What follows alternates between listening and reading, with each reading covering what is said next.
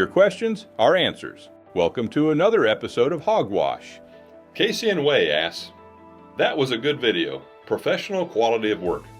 I wonder if there is any method out there that could do more than just dent the population in various places. Or are feral hogs so widespread at this point that no method would ever get rid of them? Trapping seems to be effective in local settings, but not from a state level or national perspective." Great question. I've been doing this for 20 years, and it takes an integrated wild pig control approach with one trained and certified hog control operator every 20,000 acres to be successful long-term across large tracts of land. There are several factors which determine how long a property remains at zero balance after a successful program has been implemented.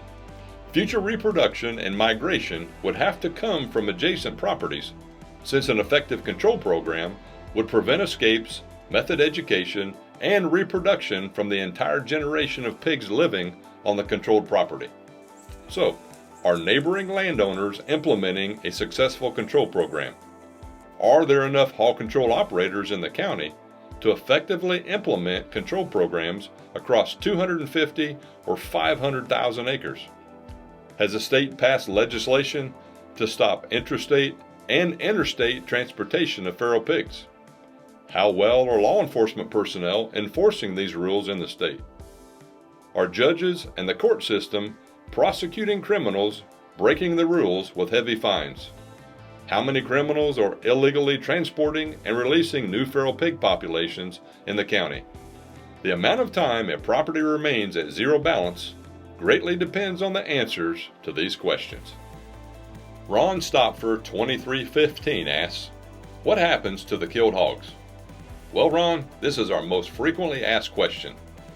The real answer might upset some people, but here's the truth.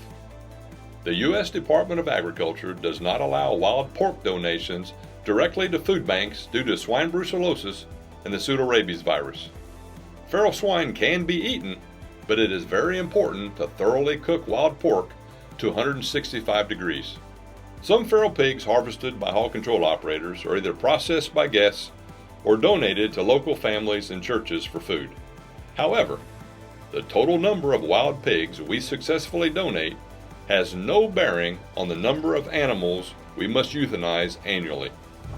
The United States cannot barbecue our way out of this feral pig problem, so many carcasses must be buried in accordance with State Department of Agriculture regulations.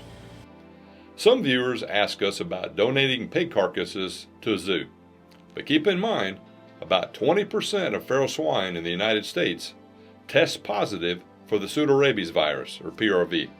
Pigs are the only natural host for PRV, which is fatal to dogs and cats, with death occurring within 2 days. A zoo would not feed wild pork to their animals and accept liability for PRV-related deaths. Tom Blount, 5635, asks, "I consider your company as clearly being the leader in feral hog capture and removal.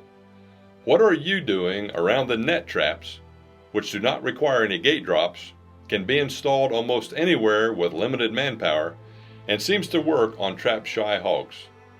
Thank you for the submission, as there are 4 or 5 different items to unpack in your question. First, let's get on the same page with what creates trap shyness or trap avoidance. Pigs are the 4th most intelligent animal on the planet, and they become educated from every failed attempt they observe. Any pig not captured will learn from the negative experience of losing part of their family and become trap resistant to the product and/or process used. Second, trapping products do not perform equally. Here are the results from our 32-month Flint River project. Mobile 32-foot diameter double gate corral traps captured 345 of 355 pigs for a 97.18% capture rate. The 20-foot diameter net trap only achieved a 65.15% capture success. This means the human-triggered mobile corral trap educated less than 3% of pigs, but the passive capture net educated almost 35% of pigs at bait sites to a failed trapping event. For these reasons, a 32-foot diameter corral trap with a 97.18% capture rate is our first choice. Third, limited manpower should be a nominal decision, as both products can be installed by one person. I'm 60 years old and still carry 8-foot-long steel gates and trap panels by myself. Fourth, both products can be installed almost anywhere using a cellular camera combined with a directional antenna or a Starlink satellite combined with a Wi-Fi camera.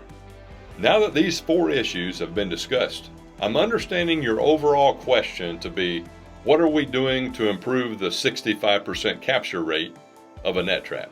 Again, a net trap is not my first choice, but an option is installing a JAGER PRO trap conversion kit to make this product a human-activated drop net instead of allowing pigs to passively catch themselves.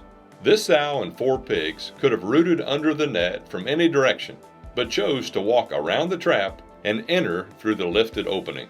The conversion kit allows higher capture rates, as many adult sows and boars do not like the net touching their back. Please submit your questions, segment ideas, feral pig topics, comments, or suggestions by dropping a comment below, or send us an email at info@hogcontrol.com. Thank you for following, liking, and subscribing.